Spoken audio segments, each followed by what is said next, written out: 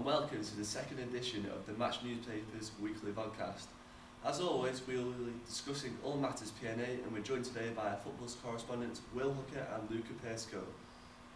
As you probably know, Preston drew 0-0 against Carlisle on Tuesday, which was their fourth goalless draw in a month. And Will, it seems blatantly obvious where the problems are. Yeah, I think scoring goals has obviously been an issue. I said last week that Graham Wesley's come in, he's tried to drum in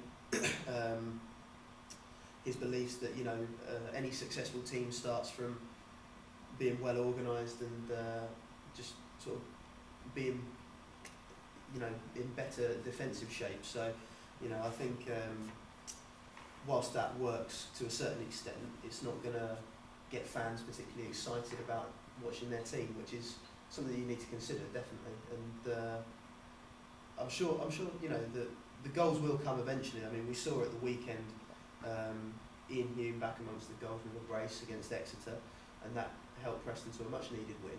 And you just think with the defensive solidity, if they can add goals to it, then the wins won't be far away. And Luca, do you think the tide is going to turn anytime soon for Graham Wesley's men?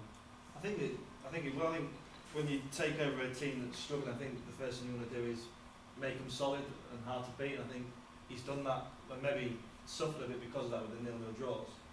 Now I think that solidarity is there. There's like a good base to build, and I think now maybe he can start playing more attacking.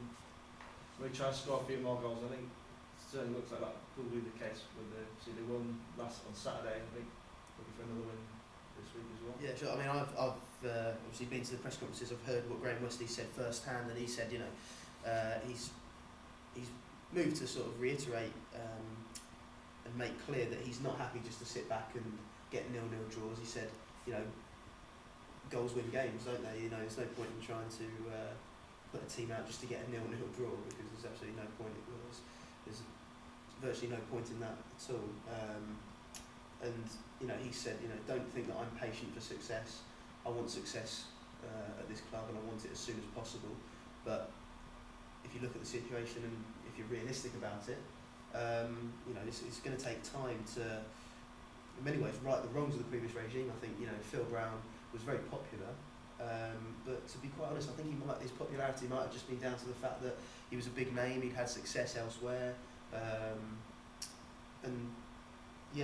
to be perfectly honest, the number of goals that Preston was shipping under Phil Brown would have made it difficult for the team to get any sort of points. And yeah, they've got Bury at home on Saturday, obviously another team battling relegation there. Do you think a loss in that game could be particularly damaging to the morale? I think any defeat is going to be damaging to morale. I think as well it's of sorts a derby. It's a clash between two North West teams. Preston have not fared well against any of the North West teams really this season. That's been a big source of disappointment. I think, to be perfectly honest, the win against Exeter has really just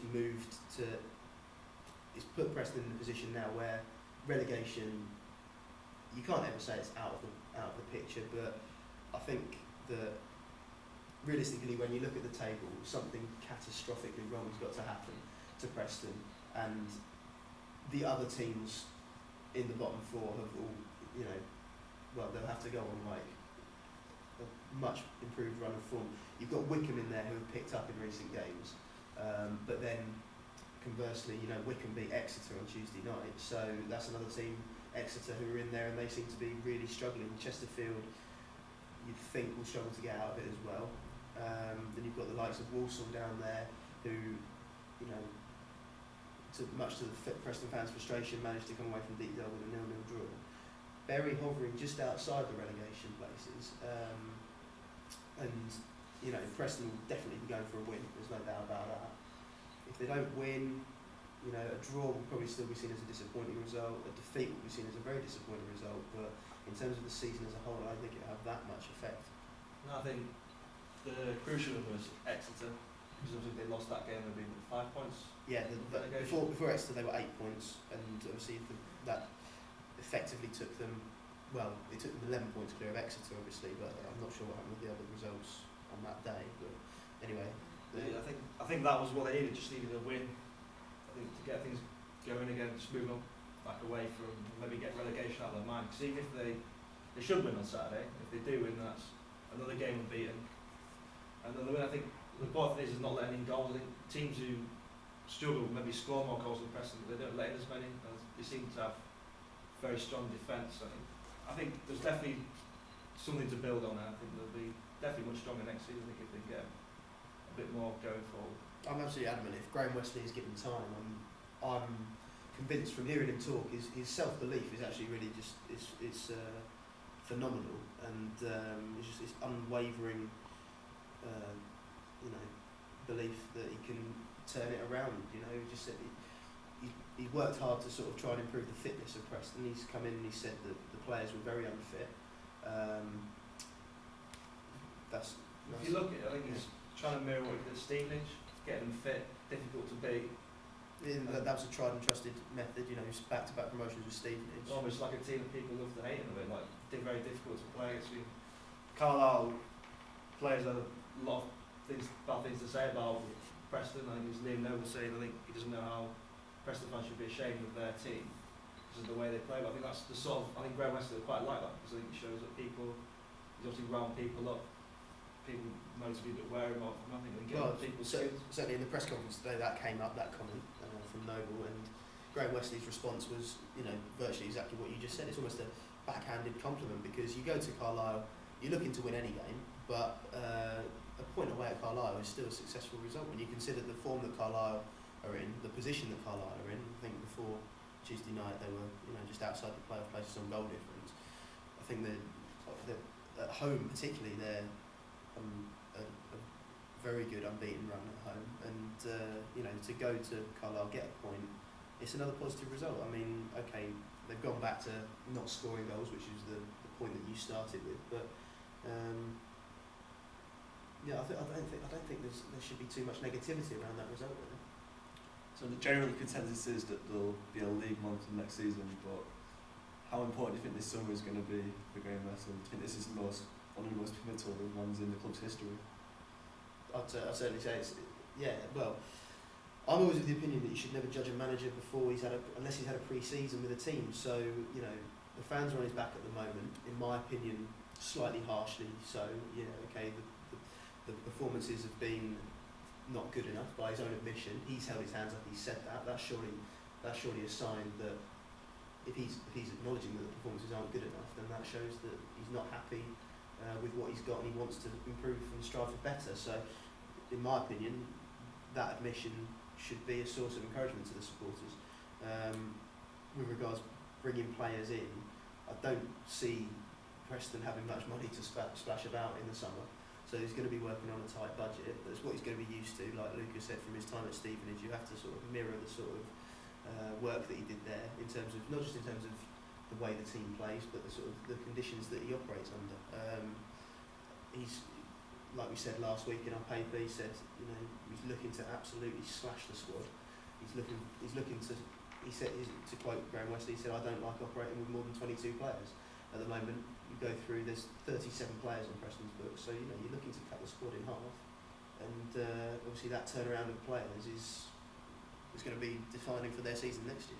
He's already started clearing out now. I mean, certainly like getting rid of the bigger personalities. Graham Alexander, so he's not going to play again. Carlisle's already gone.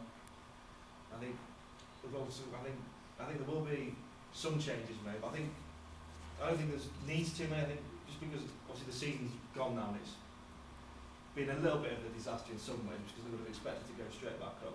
But you can't. It's not his fault. I think he's coming. I think he knows what needs to be done. I think he's seen the players that he likes and who he wants to keep now. And I think he's just a few pieces away from having a team that maybe can challenge for promotion. The thing that I think is also potentially quite exciting is he said, his philosophy is just to pick the best players to win the match. He said that he's not prepared to sacrifice. He's not prepared to be experimental with his team selection towards the back end of this season. Just regardless of the time of season, he just wants to pick the team who he thinks will win the game. And he's actually said that, in many respects, he thinks that the players who are given the best chance are the youngsters, who show much more enthusiasm, much better attitude. and so Preston could be looking at having quite a youthful team, which is something that all supporters want. You want a youthful team, balanced with a bit of experience as well, of course. But I think that the experienced players there, like Luca mentioned, Clark Carlisle, Graham Alexander, they've absolutely seasoned campaigners in the Football League. But with all due respect, I think, to be honest, they're both over the hill, and I don't think it's a bad decision at all to ship them out. Alright, well, I guess that wraps things up for this week then. So there was our second podcast, possibly our last, depending on if we get more finances to keep this paper running. But yeah, thanks for joining us, and hopefully we'll be back again soon. So from all the team, goodbye.